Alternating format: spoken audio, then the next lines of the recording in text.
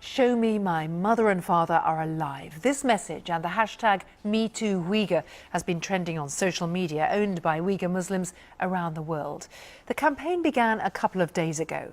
On the 10th of February, Chinese state media released a video, you can see it here, appearing to show a prominent Uyghur musician alive despite reports of his death. This video came after Turkey criticised China's mass detention of Uyghurs in its far west, saying it had learned of Mr. Hayat's death in a camp. So now relatives of other missing Uyghurs and activists have taken to Twitter and Facebook to ask the Chinese government to prove their loved ones are still alive.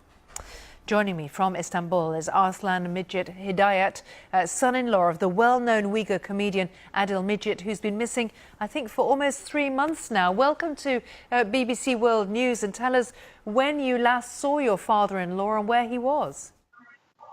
Well, when we last physically saw him was last year, 2017 June.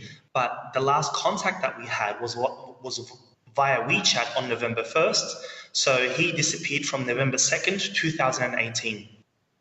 And where do you think or fear that he is?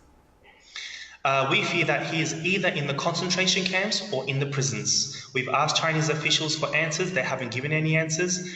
And with this #MeTooUighur campaign, who was started by Halmarat Uyghur in Finland, we are hoping for our own proof of life videos that we want for our relatives and the rest of the 3 to 5 million people who are in the concentration camps. What response have you had to that campaign, to joining the #MeTooUighur trend? Well, the Chinese government interestingly made a response saying, do you think we're going to release millions and millions of response videos? So yes, it is playing a part, and we would like, the Uyghurs have started it, but we really need everyone in the world to actually hold up their pictures with the hashtag #MeTooUighur or #ManmuUighur and put real pressure on them. Do you think it's brought members of the Uyghur diaspora closer together, or were you already, communicating a lot? Well, before that, this is the first time that the Chinese government have shown a proof of life. If the video is real, normally proof of life videos, one would hold a newspaper showing the date that they're alive. If it is real, this has given us hope that there is change about to come. So we are very hopeful, and it's given us a boost in our message. And is one of the reasons you have to ask the Chinese government that you can't go and find out for yourself? I mean, it's very hard to get anywhere near these camps or to ask people for information.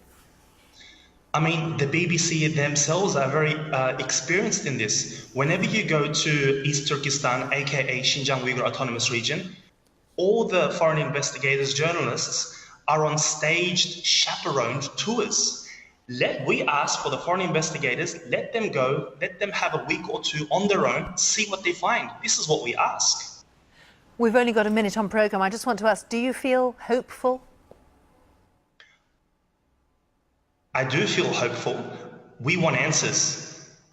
If my father-in-law is still alive, what did he do? What's his crime? What's the trial? What has he done? And this is for all our Uyghur brothers and sisters. Arslan, thank you so much for joining us and telling us your family's story.